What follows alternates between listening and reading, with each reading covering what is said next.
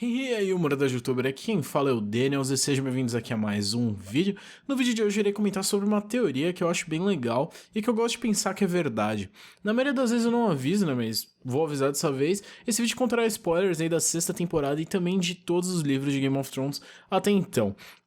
Antes de começar o assunto, eu gostaria de pedir a vocês que deixassem o like no vídeo e também ajudassem na divulgação. Sintam-se livres aí para comentar a opinião de vocês sobre essa teoria e falar, né, no que vocês acreditam, se vocês acham que tá certo, errado, se vocês acham que não é bem assim, mas lembrando aí, respeito sempre. Eu vou colocar esse vídeo na playlist de Game of Thrones explicado, pois eu vou contar a vocês a história do Aemon e explicar por que essa teoria é plausível e por que eu gosto de pensar, né, que ela é real.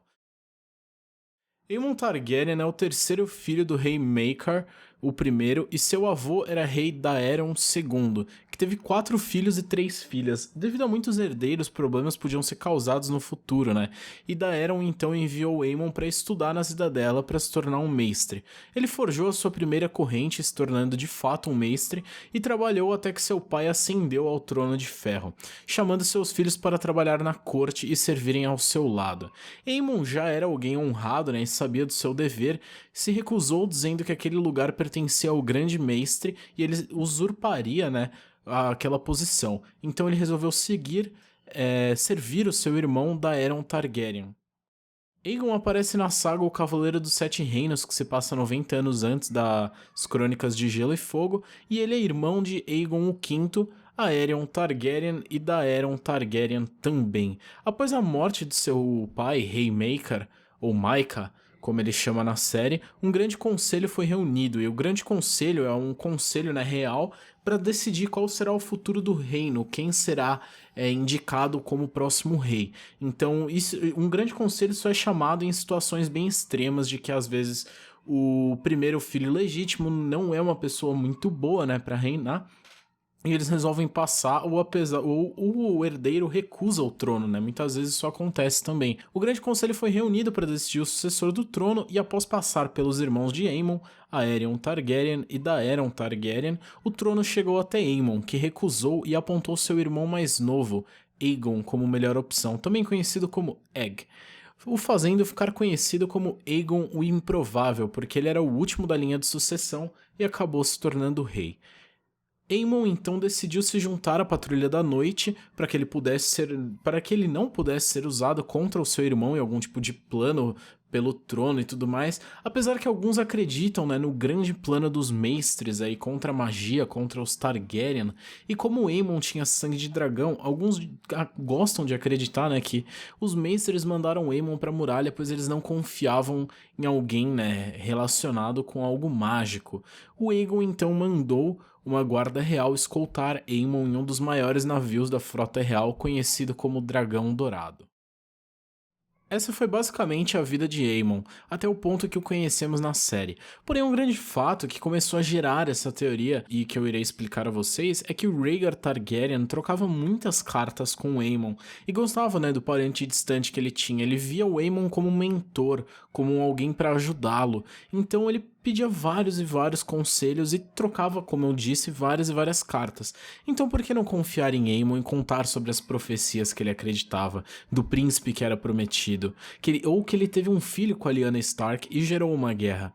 O Aemon não é nenhum trouxa, né? Então ele sabe, ele desconfia de algumas coisas. O Aemon, ele gosta de falar numa forma semi-profética, né? A primeira cena que nós conhecemos o Aemon como de fato Targaryen é quando ele se revela a Jon que estava aflito devido à captura de seu pai e seu irmão levantando os estandartes rumo à guerra. Nessa cena, o Aemon diz com as mesmas palavras: "O amor é a morte do dever. Se o dia chegar em que seu pai Lorde fosse forçado a escolher entre honra por um lado e aqueles que ele ama por outro, o que ele faria?"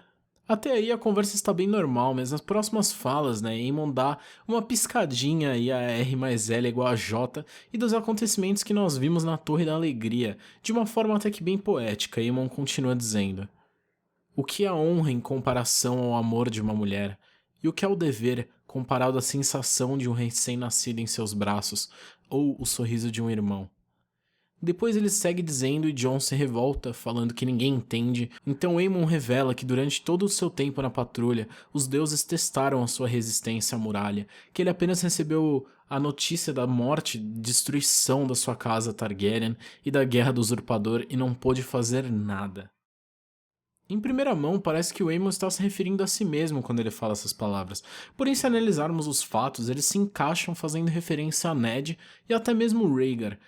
O que a honra comparado ao amor de uma mulher? Ned amava sua irmã e fez uma promessa a ela, o Promise Me, Ned, de quebrar sua honra e proteger o bastardo do príncipe Targaryen. Já Rhaegar quebrou sua honra estando casado com Elia, mas ele deu a coroa de rosas azuis para Lyanna e fugiu com ela por amor. O que é o dever comparado à sensação de um recém-nascido em seus braços? Ned segurando Jon foi uma cena bem tocante. Ele deixou seu dever com a coroa de lado e tomou aquela criança como seu filho.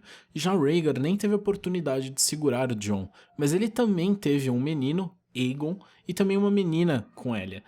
Já pelo ou sorriso de um irmão, pode-se fazer menção ao Brandon, o irmão mais velho do Ned, que foi morto pelo Rei Louco, ou também a Viserys e qualquer outro Targaryen aí que tenha ligação com Rhaegar. Também conhecemos a famosa frase "mate o menino, Jon Snow, e deixe o homem nascer". Isso torna mais poético ainda. Antes dessa cena é quando Aemon tá conversando com Sam sobre a Daenerys e ele diz: "Um Targaryen sozinho no mundo. É uma coisa terrível que pode acontecer". E nesse mesmo momento é quando Jon aparece na tela, cortando o momento, né? Continuando com a cena em que o Aemon fala pro Jon matar o menino e deixar o homem nascer. Nos livros, nessa cena, o Aemon estava falando sobre a última vez que ele esteve em King's Landing, né? Que ele viu o seu irmão. E ele disse que ele contou ao seu irmão, né? Falou que ele tinha que deixar o garoto morrer e deixar o homem nascer. Um reino não precisava de um Egg. Ele precisava de um Aegon. E mais legal, isso se torna mais legal ainda porque agora o Jon se tornou um rei, né?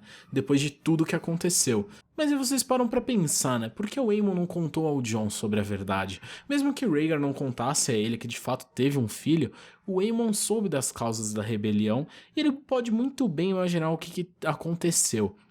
Ele conhece a honra do Ned e sabe que ele não teria um bastardo tão facilmente. E foi na mesma época que o Rhaegar sequestrou a Lyanna, o Rhaegar era alguém também bem honrado. Muito difícil, né, ele fazer alguma coisa aí, realmente sequestrar a mulher e não fugir com ela por amor, né? Aemon era alguém muito inteligente, claro que ele teve suas razões, mas talvez ele imaginasse que Jon deveria descobrir sozinho. Claro que é meio impossível, mas o que eu acho mais provável é que o Jon já se conhecia como um bastardo e aceitou isso, então Aemon resolveu, né, não contar, porque se ele contasse ao Jon a verdade, isso iria causar mais conflito ainda, porque ele nunca soube quem era a mãe dele, ele acreditava que a mãe dele fosse uma qualquer e do nada ele descobria que a mãe dele, na verdade, era Lyanna Stark, que o pai dele, na verdade, não era o Ned, era o Rhaegar. Isso podia, sei lá, enfurecer ele, fazer com que ele desertasse e acabasse morrendo de novo. A verdade, né, é que o Aemon e o Rhaegar mantiveram, de fato, contato.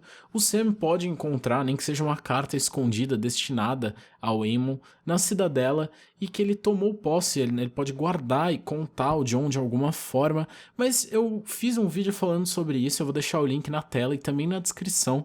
É o segundo vídeo mais visto do meu canal, contando sobre as possibilidades de como o Jon poderá descobrir a verdade, apesar de que muitos de vocês já devem ter visto, como eu falei, é o segundo vídeo mais visto. Mas é isso aí, galera, eu espero que vocês tenham gostado do vídeo. Eu sou o Daniels, eu vou ficando por aqui. Planejo quarta-feira já soltar o primeiro vídeo sobre as casas de Westeros, e dessa vez é sério. Mas é isso aí, galera, valeu, falou, até a próxima e fui!